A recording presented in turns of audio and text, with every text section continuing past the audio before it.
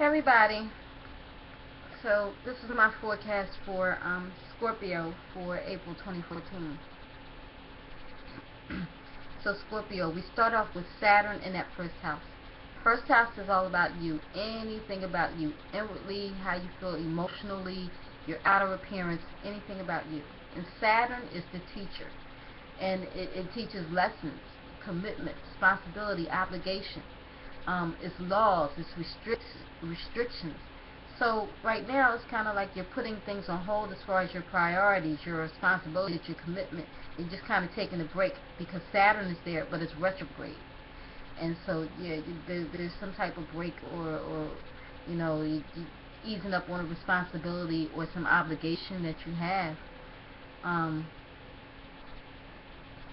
You're rethinking things. But see, whenever Saturn is there and lessons to be learned, it may be retrograde now, you may be taking a break, but when it goes direct again, those lessons you have to learn. They're coming back. So you still be learning these lessons. All right. So that's just to let you know. But this is just my interpretation of everything, so it doesn't, it's nothing set in stone. All right. So now we go to the third house.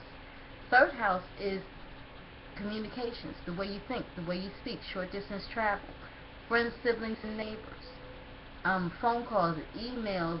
It's just communication, promotions, media, networking, just any type of way you communicate to people. And Pluto is there. Pluto is things behind the scenes, okay, things going on behind the scenes, but it's retrograde. So whatever the planning was the thinking and the planning that was going on behind the scenes, that was hidden, that was secret, now things are coming out because it's retrograde, so things are going to be revealed. All this planning is now going to come to the forefront. Maybe things are going to come out now that, so yeah, and out in the open, okay? Now it's the right time to bring it out. Maybe the talks and the meetings that were held in secret, now's the time to bring them out. They're going to be,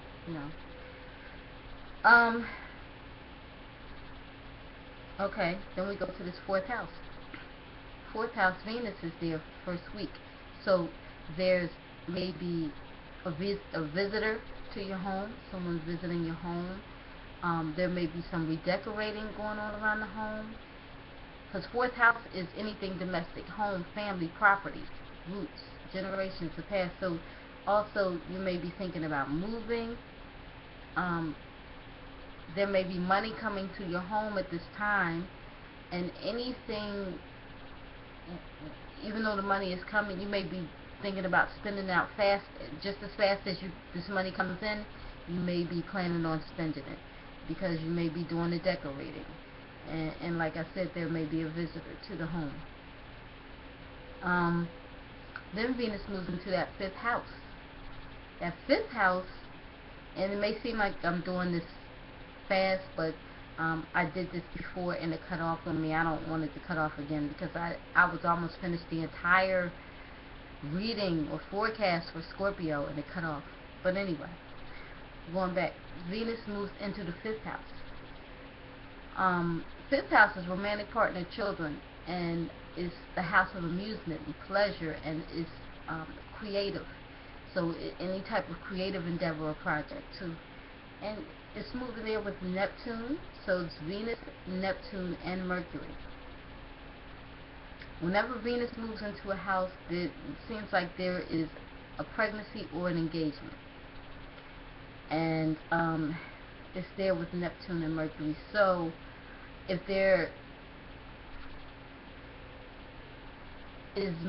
it's a creative endeavor or project, since Mercury was there may have been some talks and negotiations about working things out, and about money, because Venus is loving money, but this part is about money. But there's confusion because Neptune is there. So there's some confusion around the money or around the talks that are going on. There may be some misunderstanding with this creative endeavor, this creative project, or whoever you're talking to about it. Also, there may be some confusion or misunderstanding or maybe, I don't want to use the word as harsh, but Neptune is confusion and manipulation and deception.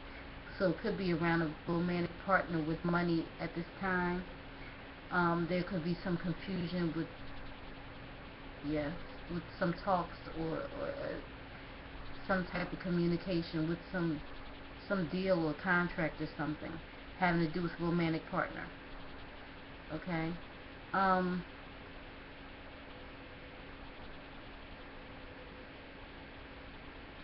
Yeah, so I'm moving on. Okay, then I move to the 6th house.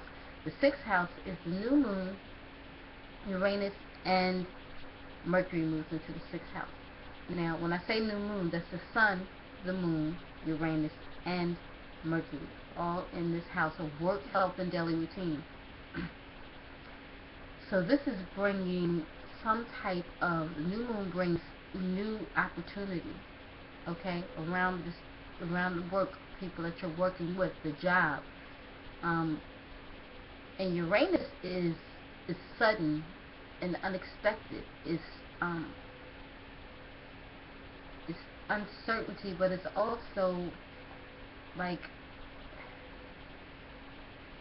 so it's unusual. So there may be some sudden and unexpected new opportunity around a job or position, and Mercury is there, so there may come some new deal or some new communication, some new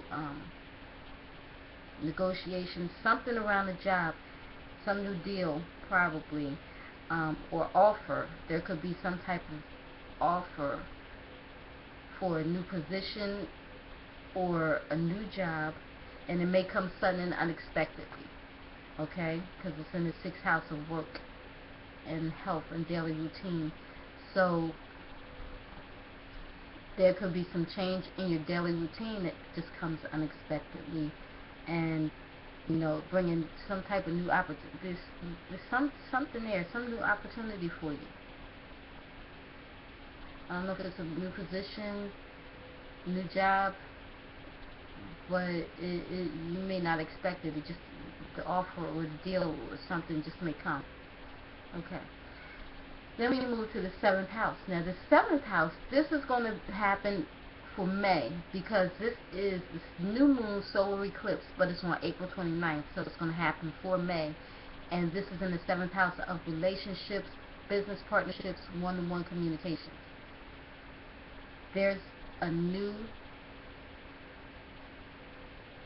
some type of new opportunity or new deal or new relationship. So if you're in a relationship already, there's maybe it's going to take you're going to take your relationship to another level. If you're single, then there may come a new relationship at this time, or at least an opportunity for a new relationship. If it's a business partnership, there may be some type of new deal or new client or something for you and your partner at this time. But this is for May, okay? For that 7th house for May. Okay. 9th house, Jupiter has been there. It's been there for a while. It's going to be there. I'm going to get back to that, because that does have to do with the grand cardinal cross and the 2 oppositions. But I'm going to move to the 12th house, and I'll come back to that grand cardinal cross and oppositions. So we go to the 12th house. 12th house is Mars retrograde, and in the middle of the month there's a full moon lunar eclipse. The middle of April, full moon lunar eclipse, and it's 12th house and Mars retrograde. Now Mars is normally in action planning. It's assertive, it's aggressive, it's impulsive, it brings conflict, it brings stress, but it brings action and energy. And it puts you out there sometimes. It just makes you just, gives you that energy to do what you need to do. But it's retrograde, and it's in that 12th house. That 12th house is things from the past. It's private matters. It's also service to others. So where at some point you probably were helping out people a lot, or you were doing a lot of short distance travel, or just like it seemed like you were just really busy and you were helping others, there's some type of ease to the situation now. For some reason, you're not helping, or you're not I'm not going to say you're not there for others as much as you were, but basically you're not helping others as much as you were. Okay, if there was some type of conflict from the past that may be put on hold right now, when May comes around, it may come back. You may be replanning whatever this was. This conflict that was going on with a private matter or somebody from the past. It may be eased up right now because Mars is retrograde, but it may come back. So you could be replanning or regrouping, trying to figure out what's going on, so that you could deal with it and get some closure to it. There may be some closure to it because, like I said, this full moon lunar eclipse, there's changes and there's endings. So you may finally have some closure to this conflict from the past, and you may be able to deal with that and move on. Okay. Alright, now we get to this Grand Cardinal cross. For you, Scorpio, it's in your 3rd house, 6th house, 9th, for your communications, things going on around the job, this overall goal, this big picture, this opportunity that's coming that you have for this overall goal, and things from the past, this private matter, this service to others. So these are the areas that you are going to be dealing with, and the opposition is 3rd against the 9th. So and then, okay, let me do 3rd against the 9th first. So the planning, the communications that you had going on behind the scenes, it was bringing opposition. Whatever was going on behind the scenes with these communications, it's an obstacle there, an obstacle between that and the overall goal, this big picture, because Jupiter is there in this overall goal, and it's bringing you this opportunity to be able to travel. It's bringing you opportunity to deal with this overall goal, this big picture, or to deal with people long distance or over the internet, some type of internet business, or